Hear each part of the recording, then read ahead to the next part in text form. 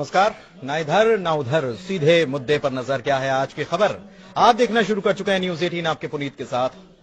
चलिए बात कर रहे हैं अमेरिका के राष्ट्रपति डोनाल्ड ट्रंप की। भले ही अमेरिका की कोशिशों के बाद इजराइल और हमास के बीच जंग थम चुकी हो, या फिर दूसरी तरफ उत्तरी गाजा में भी एक बार फिर से निर्वासित हुए फिलिस्तीनियों की वापसी शुरू हो चुकी हो, लेकिन अब ट्रंप ने एक बार फिर से जो बयान दिया है उससे पूरे मिडिल ईस्ट में ही हड़कंप मच चुका है। दरअसल ट्रंप ने जोर देकर कहा है कि फिलिस्तीनियों को जॉर्डन और मिस्र जाकर बस जाना चाहिए। ट्रंप के इन दोनों देशों के प्रमुखों को भी संबोधित करते हुए कहा गया कि उन्हें उम्मीद है कि जॉर्डन और मिस्र फिलिस्तीनियों को फिर से तैयार होने वाले गाजा के बजाय अपने देशों में बसाने के प्रस्ताव का समर्थन कर देंगे।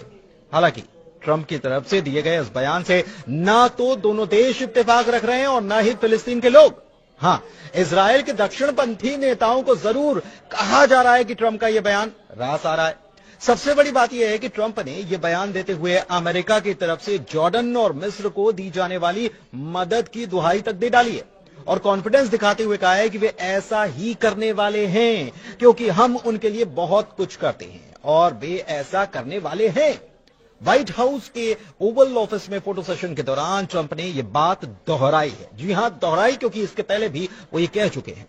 या हम इसे इस तरीके से समझ सकते हैं कि ट्रंप इन देशों पर अपने एहसान की याद दिलाते हुए कहना चाहते हैं कि उन्हें ऐसा करना ही चाहिए। तो क्या यह समझा जाए कि ट्रंप अब इस मामले में दबाव डालने की कोशिश आने वाले वक्त में करते नजर आएंगे, या फिर चाहे वो जॉर्डन हो या मिस्र? लेकिन सवाल यह उठता है कि क्या फिलिस्तीनी गाजा वाले इलाके को छोड़ने के लिए राजी हो जाएंगे? वैसे हालात की अगर बात की जाए तो गाजा में हालात काफी बिगड़े हुए हैं। 70% गाजा का इलाका मलबे के ढेर में तब्दील हो चुका है। 7 अक्टूबर 2023 को हमास की तरफ से इजराइल पर जो अटैक हुआ उसमें 1200 लोगों की मौत हुई और उसके बाद इजराइल ने हमास का नामो निशान मिटा देने की कसम खाई थी और युद्ध शुरू कर दिया था। करीब 15 महीने तक चले संघर्ष में गाजा में ही 47,000 से ज्यादा लोगों ने अपनी जान गंवाई है, जिसमें छोटे छोटे बच्चे भी शामिल हैं।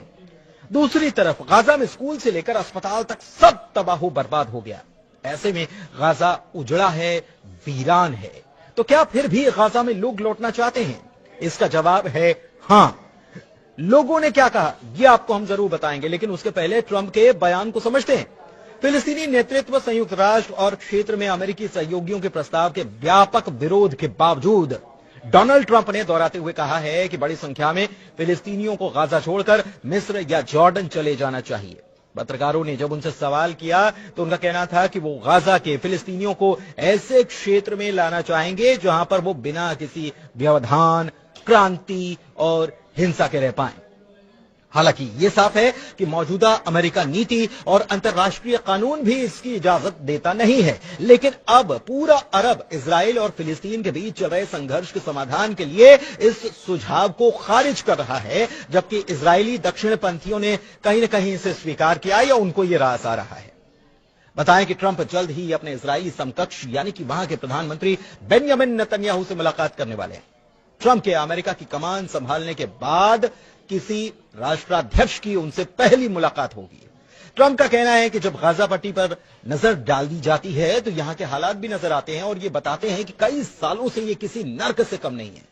ट्रंप का कहना है कि उस पट्टी पर अलग अलग सभ्यताएं रही हैं, ये यहीं से शुरू नहीं हुआ, इसकी शुरुआत हजारों साल पहले हुई थी। इशारा 3000 साल पहले का था, जिसके बारे में आगे जिक्र होगा। उन्होंने ये कहा कि इसके साथ ही हमेशा इसकी हिंसा से इसका जुड़ाव रहा है।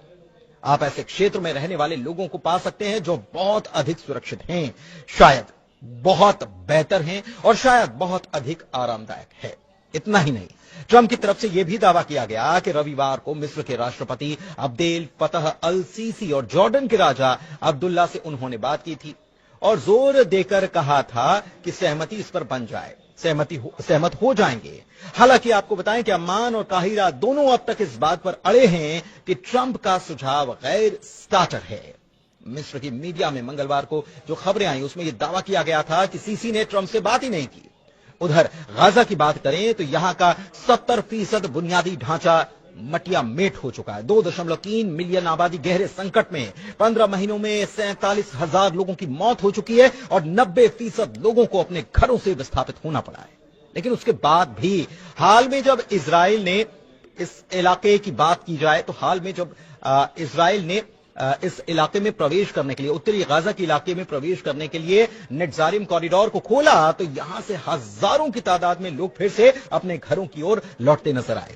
लेकिन दूसरी ओर टाइम्स ऑफ इजराइल की तरफ से खबर सामने आई और इस खबर के मुताबिक सुरक्षा कैबिनेट के मंत्री ने अपना नाम न बताने की शर्त पर यह बताया कि ट्रंप की तरफ से यह बयान शायद इसीलिए आया ताकि इजरायली प्रधानमंत्री बेंयामिन नेतन्याहू की इजराइल में मजबूती और कुर्सी दोनों बरकरार रह सके। उनकी सरकार के ऐसे सहयोगी जो कि बंधकों के रिहाई और युद्ध विराम समझौते के बाद गठबंधन को अस्थिर कर चुके हैं, वो एक बार फिर से उनके ही पाले में आ जाए। उधर ट्रंप के बयान के बाद अगर फिलिस्तीन की बात करें तो फिलिस्तीनियों ने संयुक्त राज्य अमेरिका के राष्ट्रपति डोनाल्ड ट्रंप के गाजा पट्टी से विस्थापित होकर मिस्र और जॉर्डन भेजे जाने के प्रस्ताव की कड़ी निंदा की है।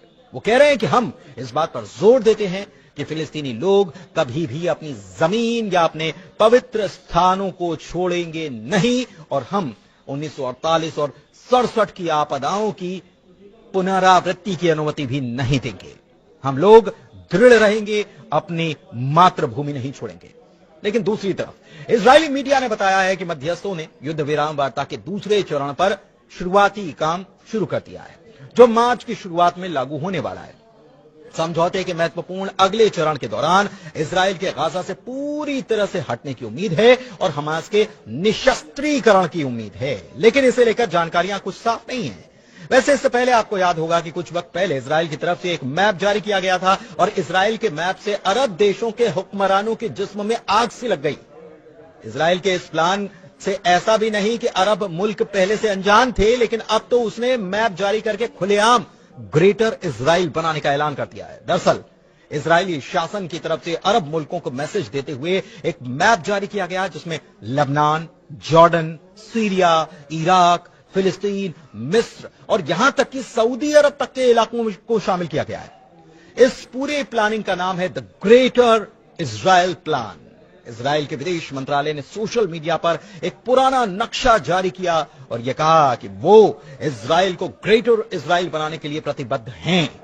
ग्रेटर इजराइल का मतलब अब अखंड इजराइल से है, जिसमें लेबनान, जॉर्डन, सीरिया, इराक, फिलिस्तीन, मिस्र और सऊदी अरब के कई इलाके शामिल हैं।